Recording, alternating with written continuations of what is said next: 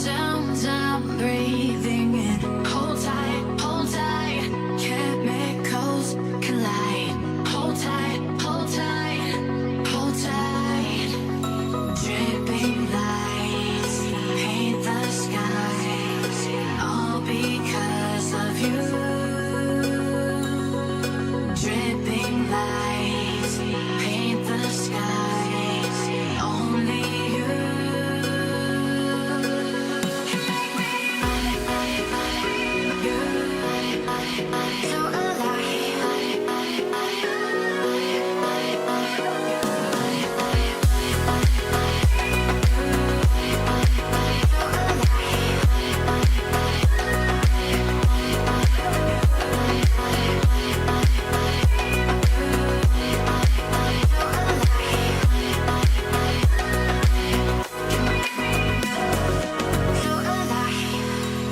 make it last forever. Stop in time. Yeah, I'm surrendering. Hold tight, chemicals collide. Hold tight, hold tight, hold tight. Dripping lights paint the skies, all because of you. Dripping lights paint the skies, only you can make me so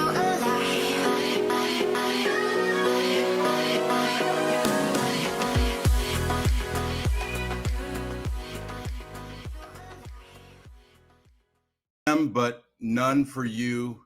Culp for governor on the move. A wounded duck.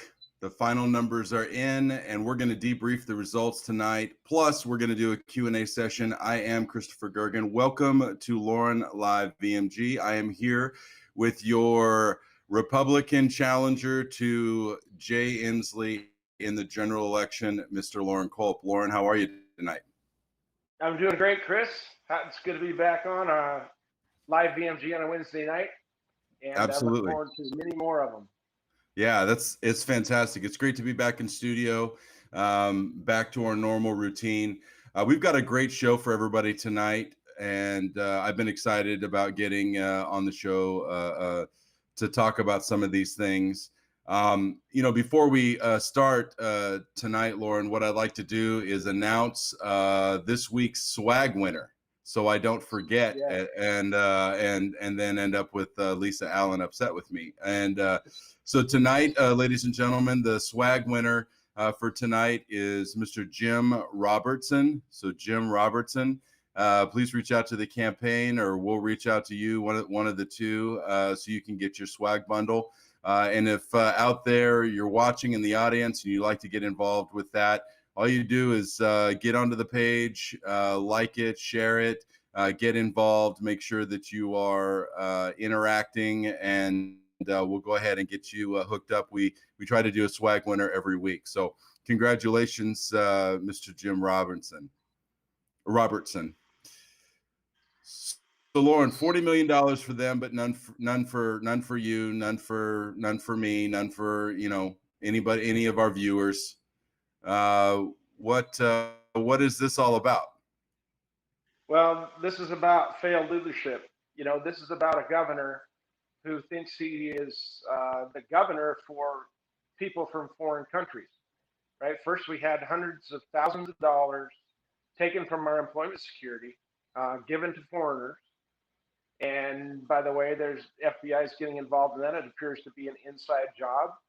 And then we have Jay Inslee earmarking $40 million to give away to more foreigners who are in Washington State illegally. But he's ignoring the people of Washington State, the citizens that he has sworn to protect and take care of as a governor. He's finding Washington citizens who don't follow his orders. The barber in Snohomish County fined $90,000. A Washington State citizen. He's been in business since the mid '60s, and because he's trying to work and cut one person's hair at a time, he's fined $90,000. But Jay Inslee is totally fine with handing out millions of dollars to people that are in this state illegally. And so he's all about foreign citizens and finding Washington state citizens. It's absolutely unacceptable. And that's one of the big reasons that he's going to be out of office come November. So let's unpack this a little bit. So just to be clear, it wasn't hundreds of millions of dollars that was lost. It was $1 billion. Went to Nigeria, Nigerian princes dining on lobsters and steaks while Washington citizens go hungry. And you're right. There is an investigation, FBI investigation now into that. You just can't lose $1 billion. Well, I guess Congress does it all the time and they don't investigate that. However, in this environment, you lose $1 billion goes to Nigeria. It's going to get the attention of somebody there at the federal level. $40 million. This came from federal money, if I'm not mistaken, federal money, and he's giving that to illegal aliens who are here illegally. And we hear every day, Loren, from voters who write into the campaign and they ask if there's anything that we can do, if we have any leverage with the state to try to get them to pay them their benefits. And it's August 19th. And these people, this entire thing started back in March. Yeah. Where's the help for Washington state citizens? Where's the help for the taxpayers that fund all of this? It doesn't make any sense. If you want to help the citizens of Washington state, which obviously Jay Inslee doesn't care about, but it's just another sign of his failed leadership. I have spent my entire life in leadership roles. First in the United States military as a sergeant, and then running my own business for over 20 years in the Olympia area, and then 10 years as a police officer and 4 years as the chief of police. I know how to lead. I know how to manage people. Jay Inslee has been an ambulance chaser and then a career politician. Never built anything himself. He's been living off the taxpayers, and now he doesn't care. He doesn't know what it's like to run a small business in this state, and he obviously doesn't care. $40 million, that would go a long way to helping these businesses that have shut down, the families that have lost their life savings, that have lost their income, to the people who have not gotten their unemployment checks. But he cares about people from foreign countries more than he does the taxpayers of Washington state, the people that he is supposed to be in office to represent. It's very, very sad. And it just makes me want all that much more to kick him out of office in a big way come November.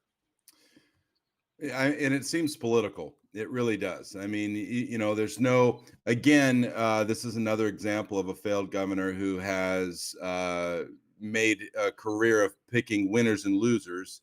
And this is just another example of that. These people get to win while these people get to lose. And he's going to use it as political leverage. We know that. We know that, at some point, maybe people start getting their checks right around voting time. And it's just disgusting how this governor is playing politics with people's livelihoods, Loren. Well, yeah, he is. He picked winners and losers with the COVID shutdown. Sure did. Deciding that which businesses could open, which could close. The thing that I've been saying all along on the campaign trail is that virus does not know which buildings it can go into and which it can't. Jay Inslee makes these stupid rules based on what he thinks. That doesn't make any sense, and then find barbershops that cut one person's hair at a time, but you can go into a big box store with hundreds of people. According to him, it's the science. Right.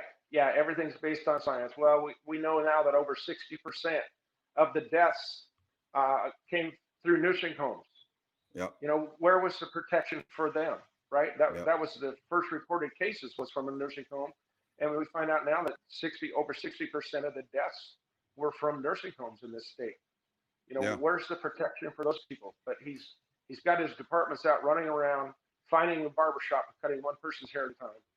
leaving big box stores open, while businesses go out of business all over the state, and they're not coming back.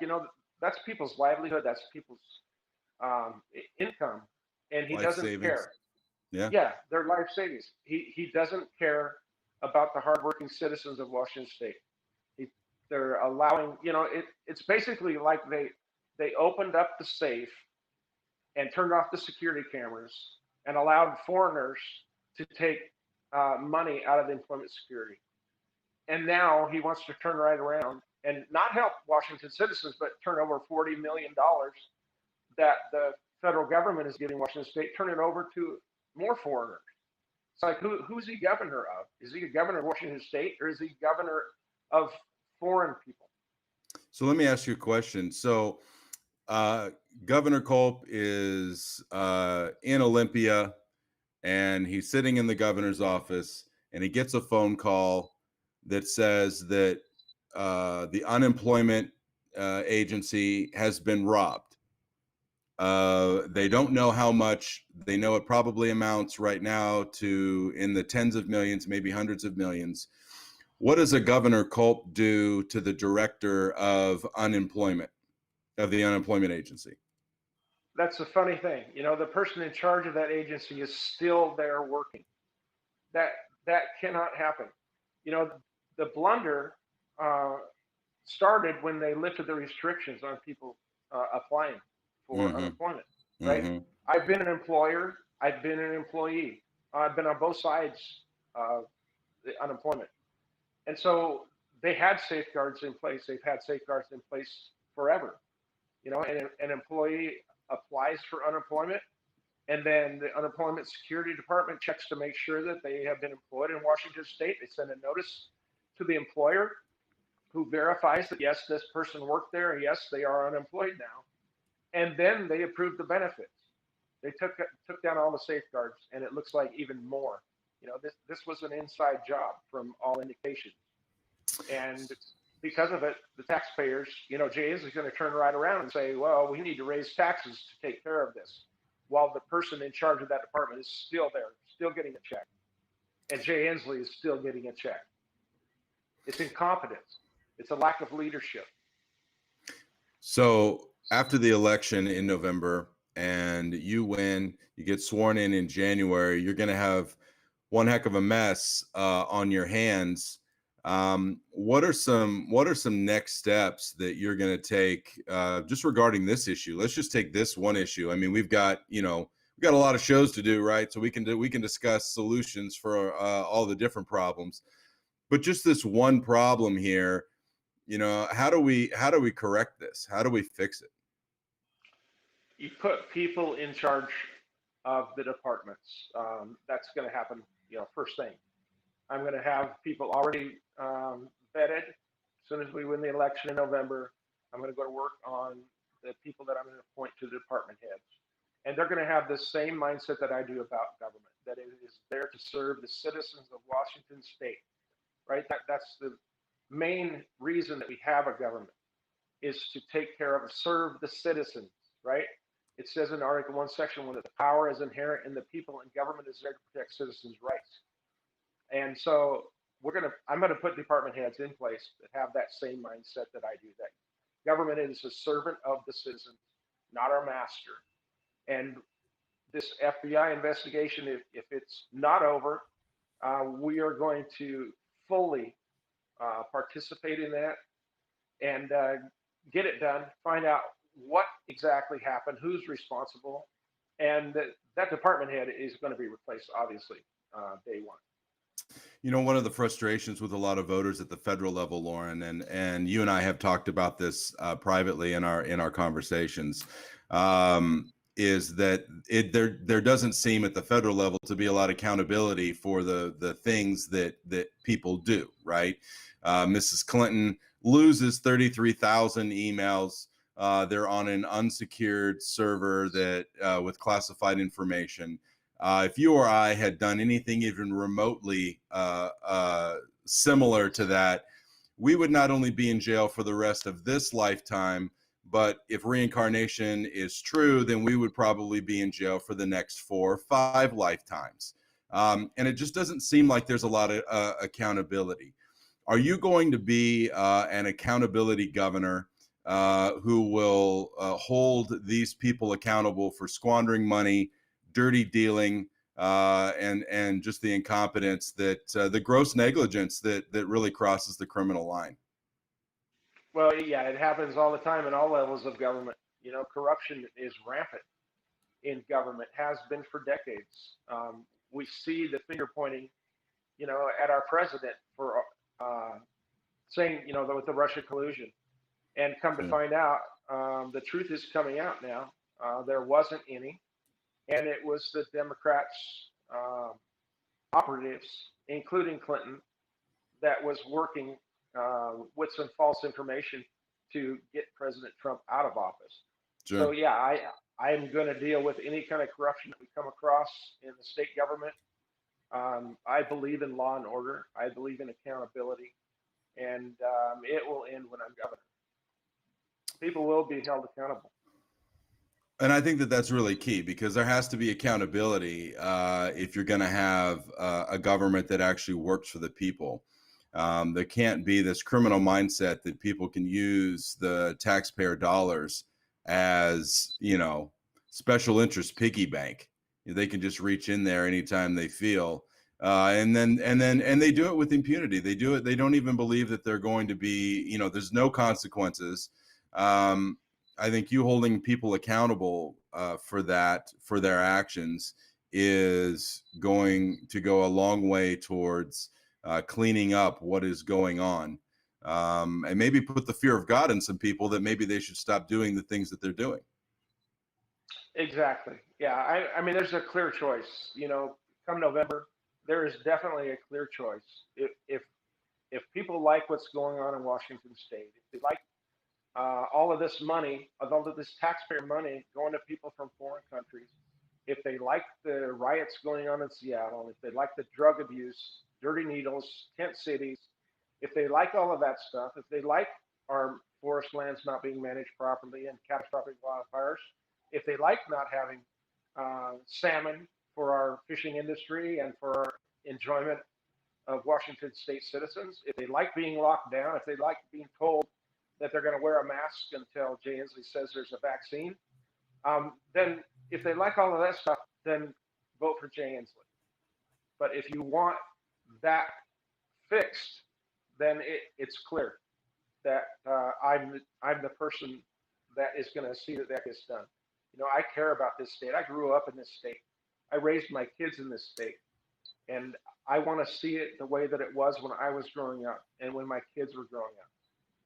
I don't like what's going on in this state at all, and we need to fix it.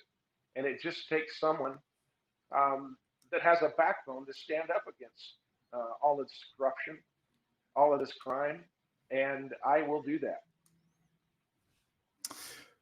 So let's move on. There's been a lot of questions already in the chat. I'm watching it as it scrolls by. This thing's on fire. I'm not quite sure, Loren, how we're going to actually do the Q&A, because it's going by so quickly with all these questions.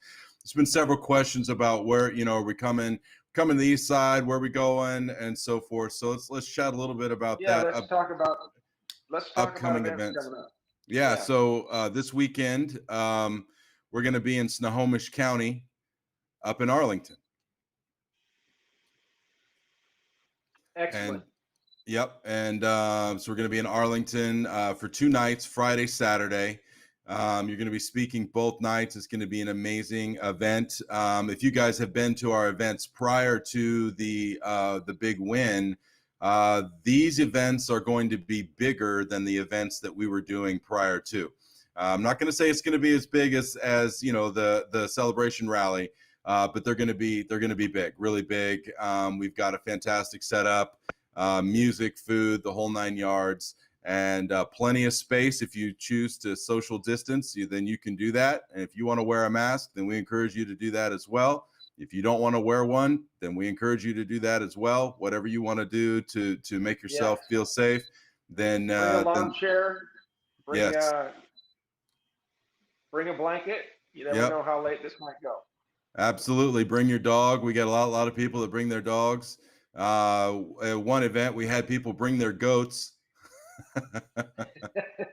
We had goats, yeah, absolutely. So that was awesome. Yeah, so we're going to be in Arlington Friday, Saturday. Go to the Facebook page where you're at, click on events, Friday, Saturday. All the information is there.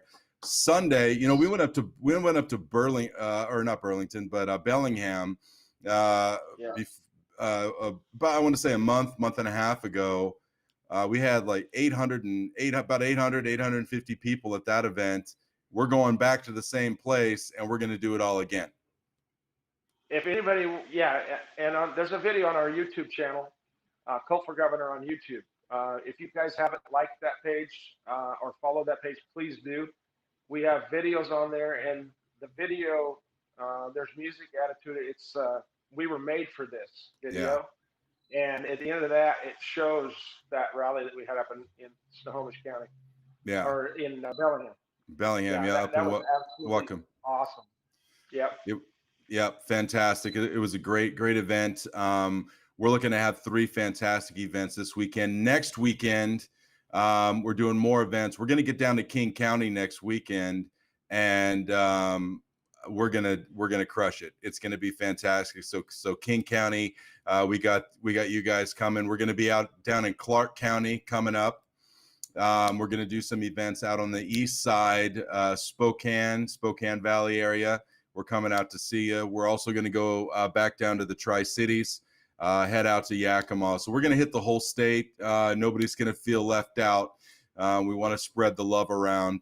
You know, we're running this race because it's one Washington, and we want to get to all the folks so they can come out and have a good time.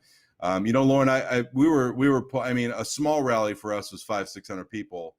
I could see these things going over 1,000. What do you think? Yeah, yeah, and everybody needs to bring a friend as well. You know, if you've come to a rally before, come again and bring a friend. If you've never been to one of the rallies, come on out, bring your friends. We need to spread the message of individual freedom and liberty, and about getting our state back under control to as many people as we can. That's what this is all about: getting people excited, getting people out to vote, making sure everybody's registered, making sure everybody turns in their ballot. And we can do this. You know, I'm hearing from Democrats all the time, not just conservatives, but Democrats that you know, they're sick of the crime, they're sick of the dirty needles and the homeless people and tent cities. They're sick and tired of the rioting, and it's amazing. But we need people to get involved. You know, this is not a spectator sport. I cannot do this all alone. I need everyone to be given 100%. Engage your friends, bring your friends, and I look forward to seeing everybody on the road. Yeah, these rallies are going to be great. They're a lot of fun. If you are out there watching and you've not been to one of our rallies, it is really something that no other campaign, to my knowledge, in the history of Washington State has ever done. Certainly not to the level that we're doing it. And it's just fantastic. And we couldn't do it without our wonderful team. We have a great advanced team that gets out there early, gets everything set up. There's an actual stage with lighting and you know, screens and the whole 9 yards. It's really great. And right now, nobody's doing live music except for the Culp for Governor campaign. You can literally go nowhere and watch live music except for us. So if you like live music and you want to support Mr. Culp, then we encourage you to come out. If you're on the fence, you don't know, you don't know about this, or maybe you're new to what we're doing here at Culp for Governor, we encourage you to come out. We encourage you to get around other folks and listen, have conversations, have some good fellowship. And then at the end of the event, you'll probably have the opportunity to speak to the man, the myth, the legend himself, Mr. Loren Culp, at the end of the rally as well. So, yeah, the insubordinate one. And you're going to see, what was that like? Well, I got to ask, this is just kind of a caveat, what was that like seeing your face at our victory rally? We had that big thing. We had a big stage. It was just fantastic. I thought the optics were beautiful. But there's your big face at the back of the stage, not because you have a big face, but because we made it big on the back of the platform. What was that like? the victory rally. Well, I do have a big face too. By the way, I have a big head. That means I have a big brain, right? There you go. Yeah. That's the No, story. it was, yeah, and yeah, not only to see that on the backdrop of that big stage, but so many people wearing the insubordinate T-shirt. Yeah. And that came from Jay Inslee saying that President Trump was encouraging people to be insubordinate and to his orders, which my response was, you have to be someone's subordinate before you can be insubordinate. Right. And we don't work for Jay Inslee. He's not our boss. He works for us. He's a public servant, not a public master. So very appropriate to make the hashtag insubordinate shirts, which, by the way, are available at the rallies. So I encourage everyone to come out, come hungry, because there's food trucks, and come ready to have a good time. Bring a lawn chair if you want to. Dancing is allowed during the music playing. Yes, it is. And encouraged to do that. Yep. And I encourage everybody to come out. If you want to wear a mask, wear a mask. If you want to physically distance from other people, you can do that as well. Yeah, absolutely. It's going to be a great time. Loren, I keep seeing these questions pop by. I think this would be a good time to answer this question. Are we going to be debating Jay Inslee? And you and I had this conversation the other day. Tentatively, there are some suggestion that they do debates between you and Mr. Inslee after the presidential debates, but nothing. We haven't heard anything out of either the state or from the Inslee team or from any of the media about doing some debates. But from our conversation the other day, it sounds like you would like to debate Mr. Inslee. I was on Seattle radio a couple days ago, and I challenged him on the radio in Seattle. I challenged him to a debate, and I haven't heard one peep out of him. He hasn't said anything about it. I think he's afraid. He's afraid to debate because his record stands on its own, and it's a failed record, a failed leadership record. He doesn't want to debate me. No, he doesn't know the first thing about leadership. And yeah, I'm looking forward to debating him and challenged him on the radio. So let's get it done. And I want a live debate. I don't want it on Zoom. He can stay as far away from people as he wants to. He can wear 3 masks if he wants to. But it needs to be a live debate, not on Zoom, not via the internet. Me and him on the same stage so that he can't have all of his advisors, some of which, by the way, he pays us $160,000 a week to advise him. No bid contracts because there's a state of emergency. He's taking $160,000 a week, taxpayer money, and paying advisors to tell him how to think and how to act with the virus. And that's disgusting. So I want it live on stage, both of us on the same stage, not behind the camera, where he can have all of his high-paid advisors standing behind the camera telling him what to say and how to think. Right. So I think he's afraid. I agree. I think he doesn't want to do it. He doesn't, it's a lot like the Biden camp. They don't want to get Biden on a platform with Trump. I don't think Inslee wants to get on a platform with Culp. Mr. No, Inslee he can go over to Eastern Washington and play basketball with some people and not wear a mask, though, right?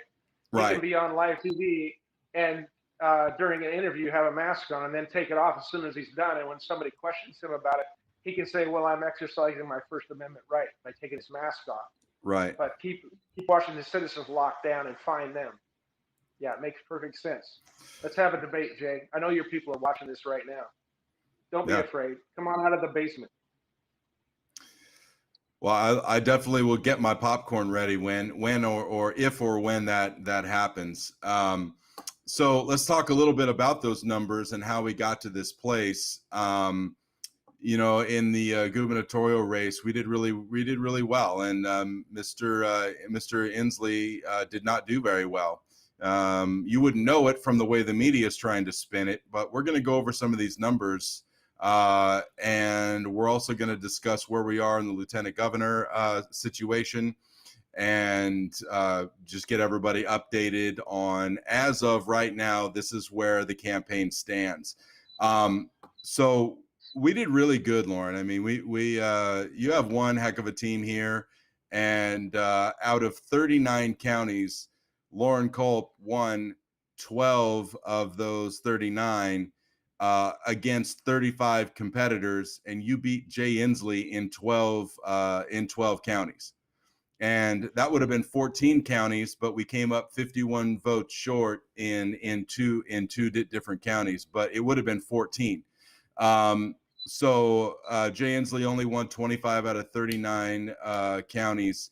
He came in at 50.14%. So and we had 35 opponents, or 34 opponents if you exclude him. We did pretty well against 35 opponents. When you're chopping that pie up 35 times, we got 17.41% of the vote, double roughly what the next candidate, Joshua Freed, got 8.94. And Tim Iman, we appreciate Tim. Tim came out early and endorsed you, and we really appreciate Tim Iman. He even sent out some mail, Loren, that on the envelope of the mail, it specifically asked people to support Loren Culp for governor.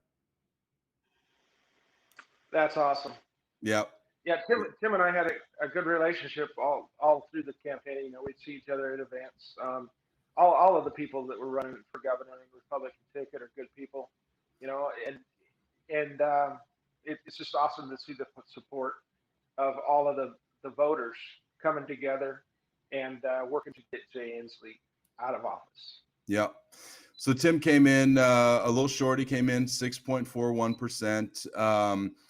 Dr. Raul Garcia out of on the east side, he came in at 5.43%. He won 2 out of 39 counties, so we want to give him props for that. He beat us by 25 votes in one county and 26 votes in another. But we appreciate him. He ran a really good race, really tough race. And then back, let's see, right after Dr. Garcia was Phil Fortunato. He came in at 3.99%.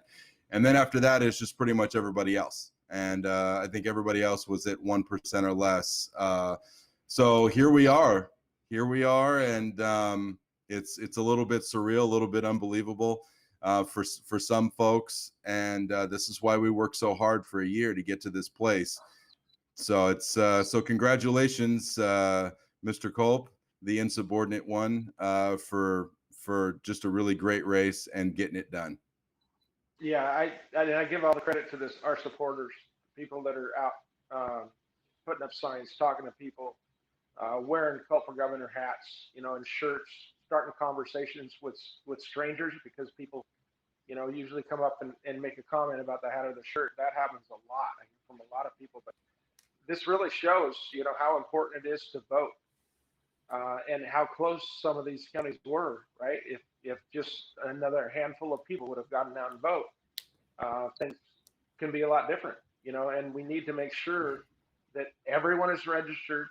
All of your friends, make sure they're registered. Don't take it for granted, and make sure that everybody does vote, because we can set another record for voter turnout in the general, and we need to do that. You know, we have a governor who is making a lot of people upset, even Democrats, not just conservatives, and barely got 50% of the vote in this state.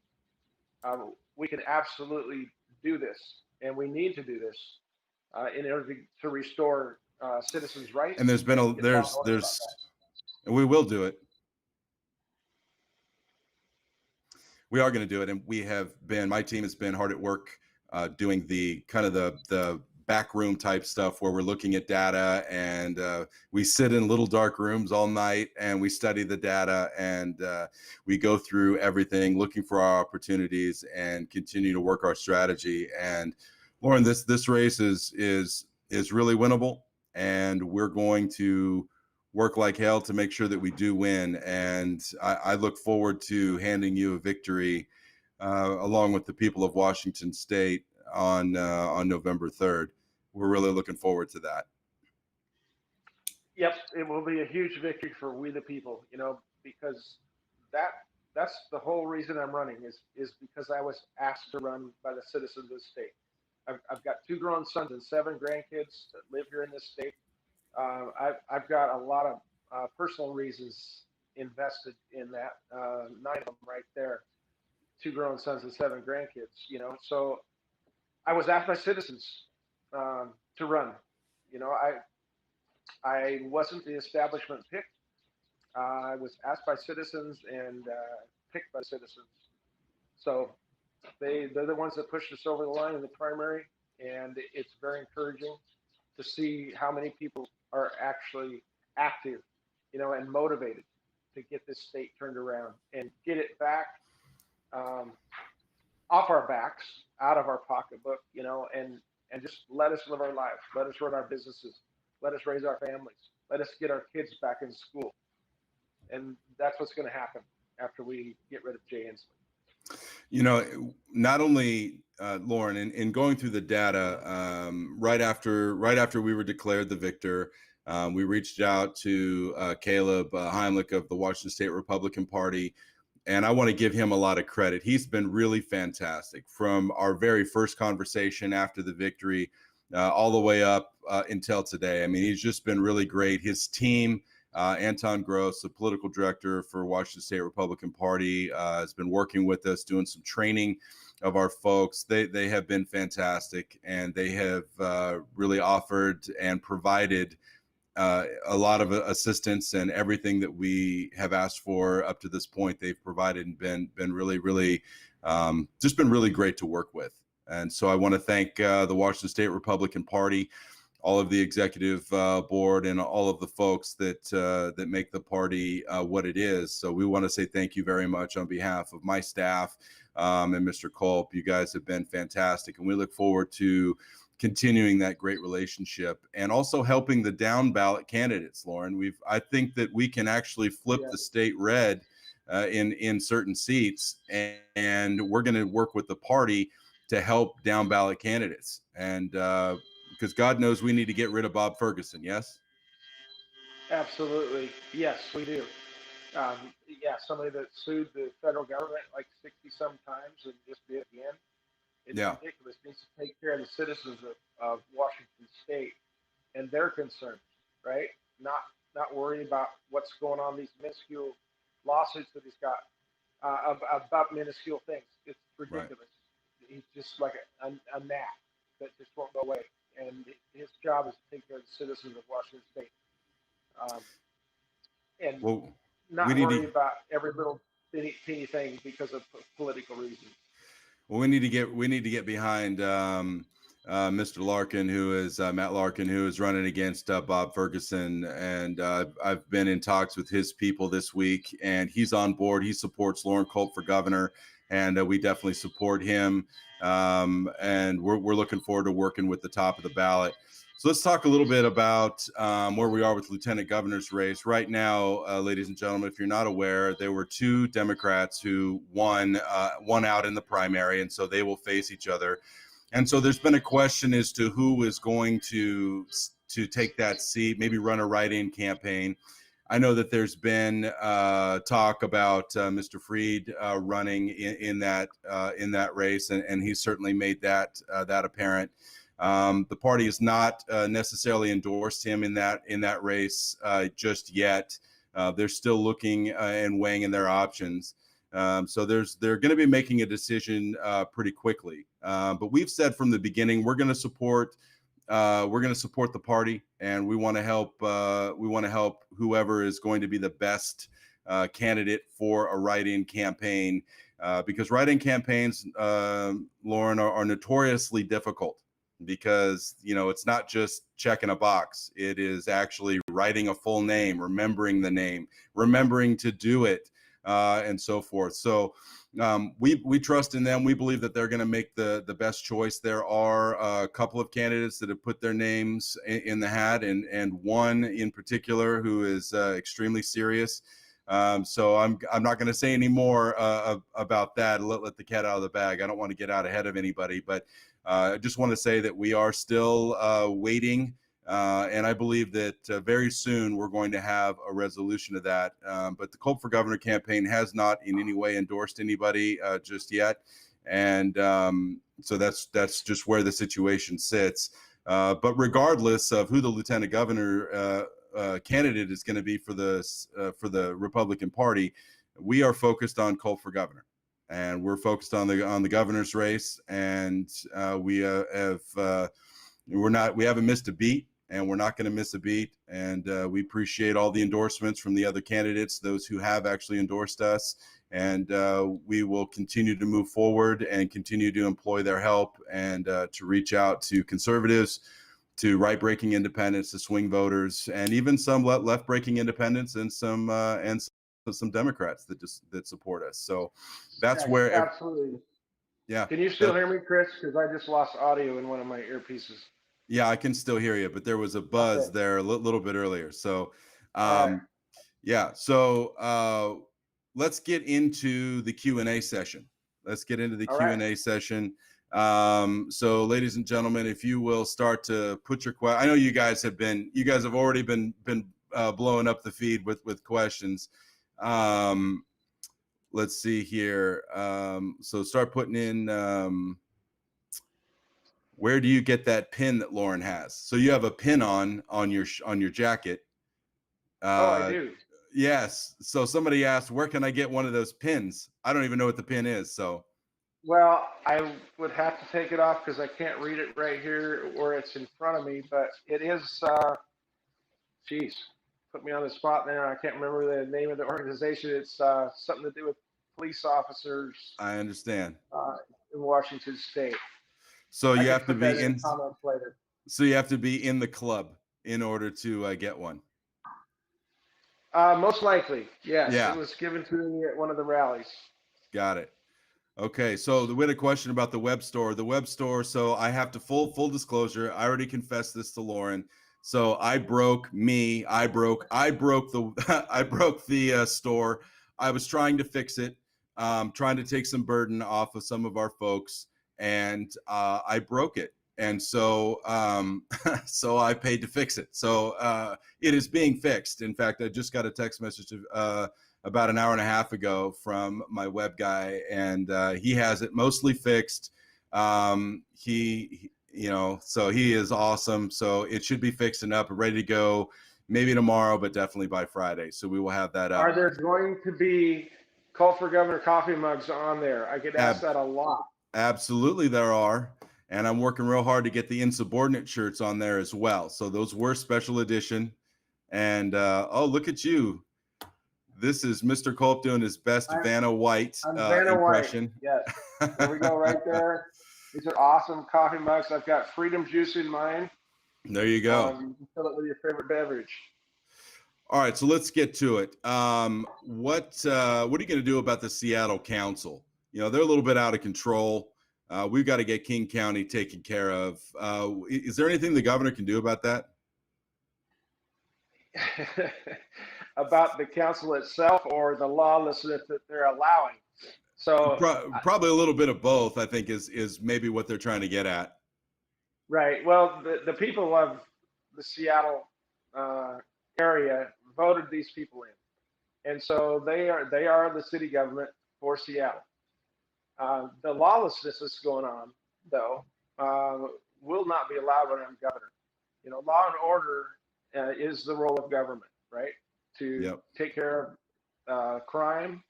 And if the Seattle City Council is not doing it, they will definitely be hearing from the governor's office when I'm governor. And if they don't take care of the lawlessness and the garbage and feces and dirty needles and return public safety back to Seattle, then I will be contacting the sheriff's office for King County, where Seattle is at, and reminding the sheriff of his constitutional duty to provide public safety to the citizens of King County that might live in Seattle. And if that doesn't take care of the problem, if they don't get it fixed, then the full force of the state of Washington will step in and get it fixed. It's the same thing that the governor of Texas had to do with one of the cities down there that was allowing crime and lawlessness to continue. and garbage and um, people living on the streets. And the governor of Texas wrote a letter and gave them, I think it was 90 days, to get things back under control and return law and order and public safety back to that city, or the full force of the state of Texas was going to come in and take care of it. And so, yeah, I'm not going to sit by while our biggest city in the state crumbles. You know, the once great Emerald City, right, where my parents took me when I was a kid with my family down to see Seattle, the Space Needle, and other places in Seattle. It's not someplace that I would want to take a family right now. So today on SR 99, State Route 99, it was blocked by rioters, or quote unquote. How are you going to stop this type of thing from happening as governor? Well, you cut out there a little bit, Chris, but I think you're talking about people blocking the highway, rioters. Yeah, Yeah. yeah. Yeah. Well, protesting is allowed, right? But when you're affecting public safety, when you're blocking a road, or when you're rioting, that's not a First Amendment right. You know, we have a right to peacefully assemble, speak our mind, go to the church of our choice. That's First Amendment right. But rioting, creating public hazards, that is not a First Amendment right. And that needs to be dealt with. You know, if you continue to allow bad behavior, you're going to get more and more bad behavior. And we're seeing that all across the United States in Democrat-run places where they're allowing bad behavior. You know, look at the riots that were going on downtown Seattle. Look at what's going on in Portland. Look what's going on in Chicago. These are places run by Democrats, and they're allowing it because they don't have a backbone.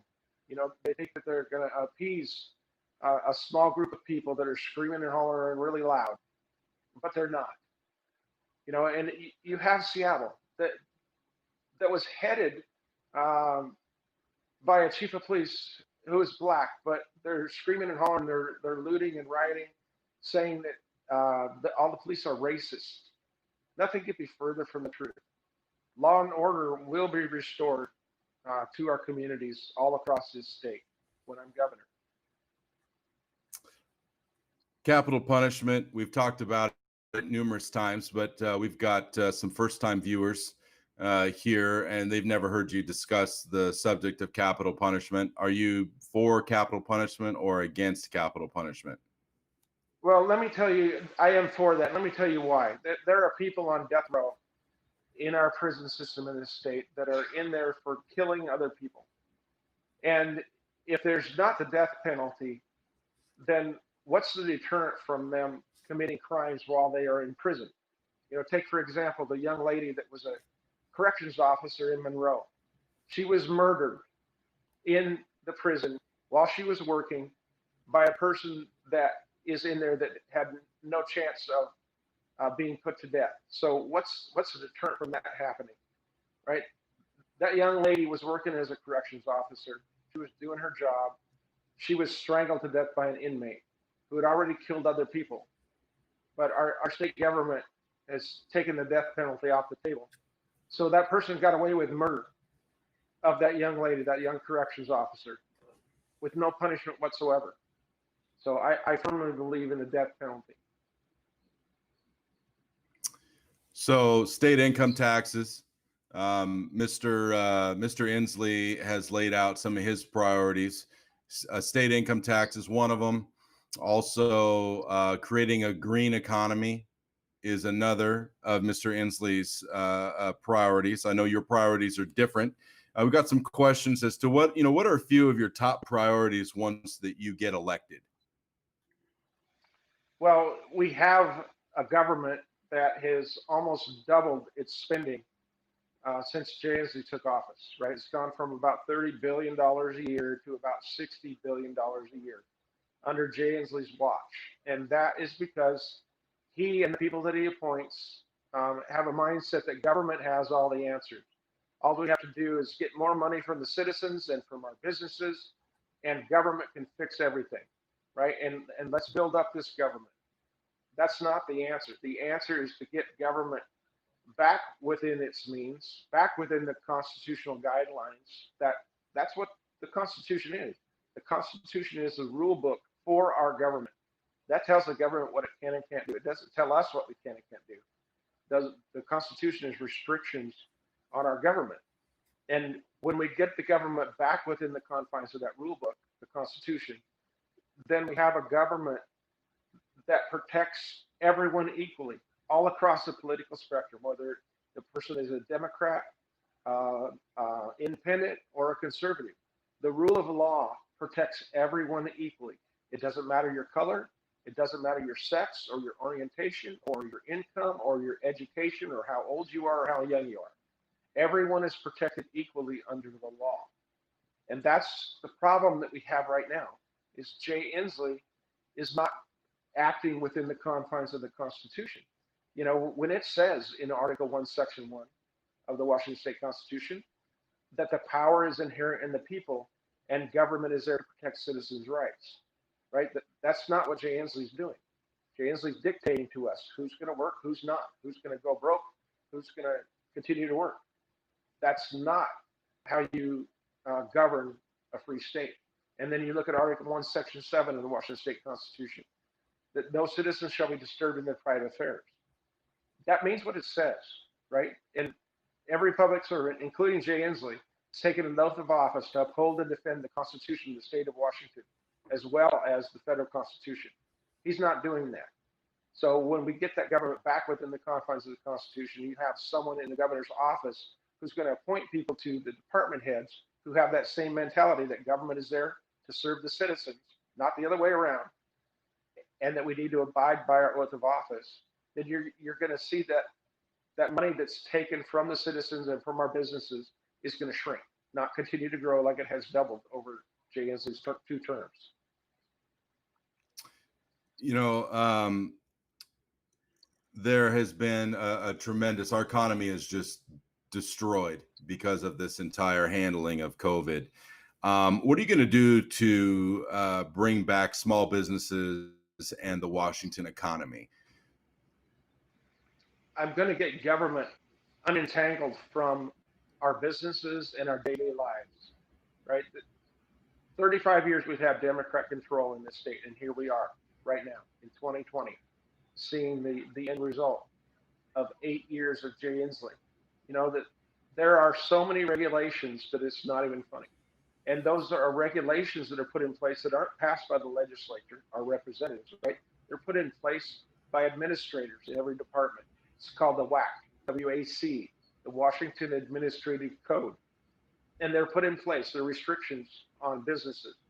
And for far too long, we have had people in running these departments that think it's their job to just continually add to these regulations.